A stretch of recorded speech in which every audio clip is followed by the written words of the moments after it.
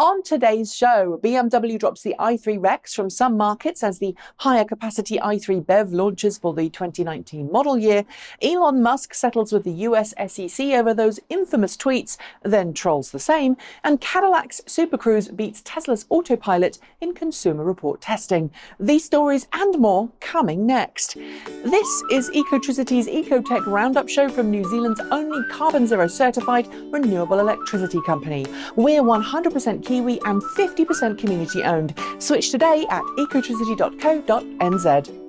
Hi there folks, as you're getting ready for another work week, it's time for another clean energy and transportation roundup from me, so let's get started with our first story.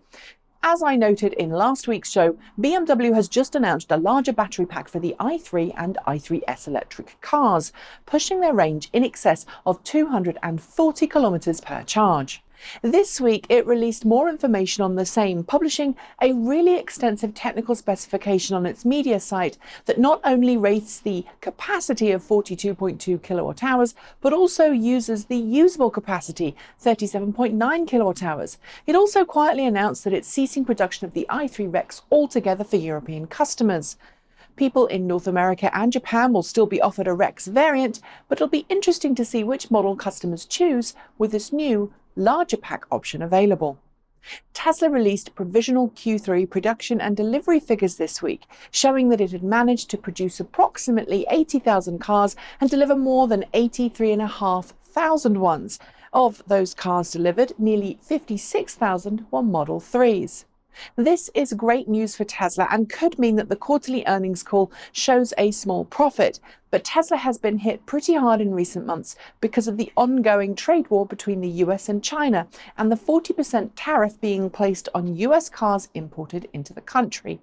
We'll find out the full financials in early November. A date hasn't been published, but I'm predicting November 7th.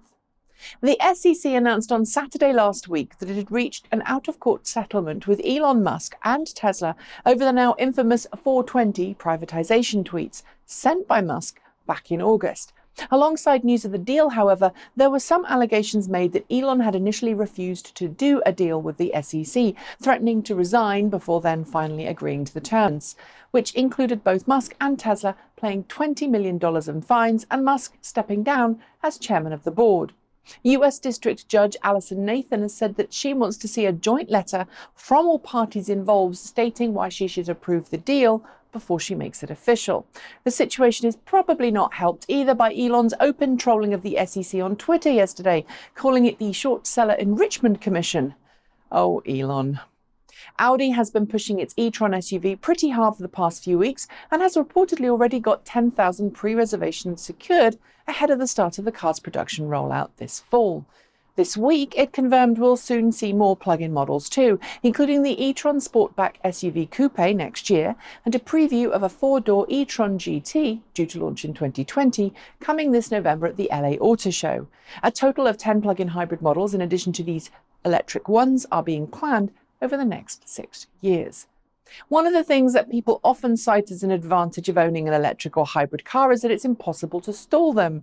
But this week, Toyota has issued a massive global recall of 2.4 million hybrids made between 2008 and 2014 to rectify a problem that could cause affected cars to stall.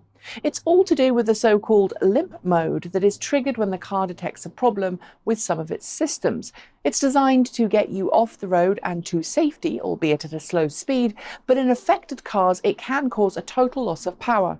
Recalls will be carried out under warranty. As I've already explained in the show, Tesla released some great quarterly production and delivery figures this week, but it's also released its first ever quarterly vehicle safety report.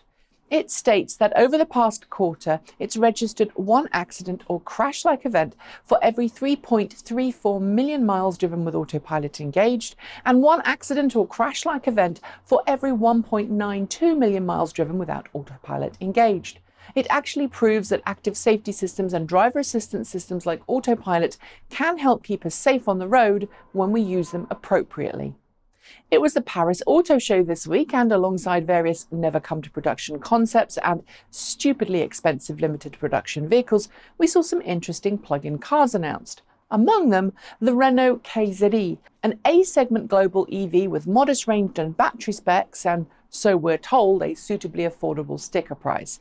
Production will start next year in China for the Chinese market, but Renault says the KZE will eventually be sold around the world. Many people will tell you that Tesla's autopilot system is the best autonomous or semi-autonomous driving system out there, but this week Consumer Reports placed Tesla's automated driving systems behind that of General Motors, ranking the Super Cruise system first. It placed autopilot in second place, with Nissan's ProPilot Assist and Volvo's Pro Assist placing third and fourth respectively.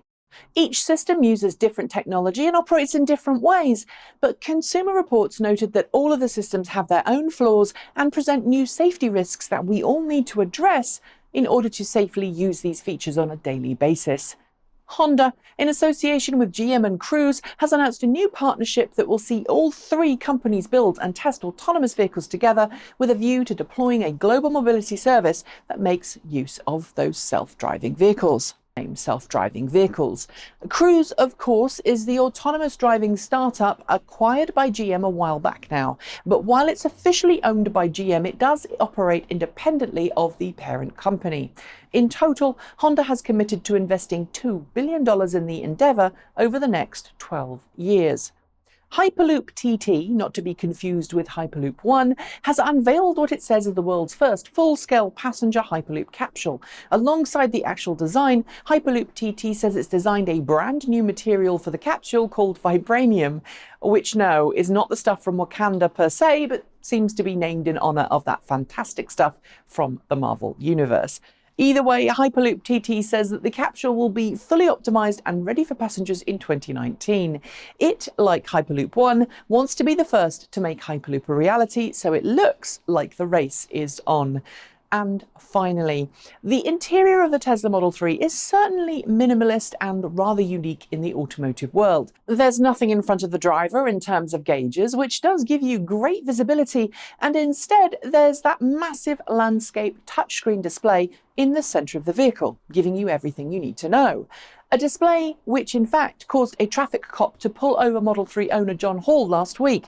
The cop, who had never seen a Model 3 before, thought the car's centre display was a laptop jury-rigged onto the car and was about to give Hall a ticket until he calmly explained what the display was all about.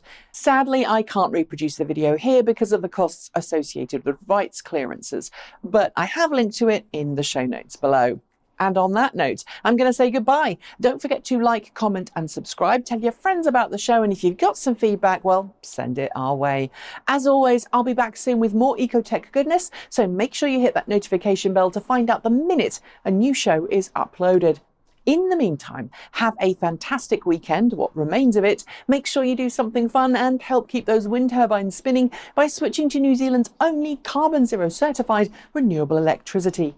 Thanks for joining me. I'm Nikki Gordon-Bloomfield. Ka kite. See you next time.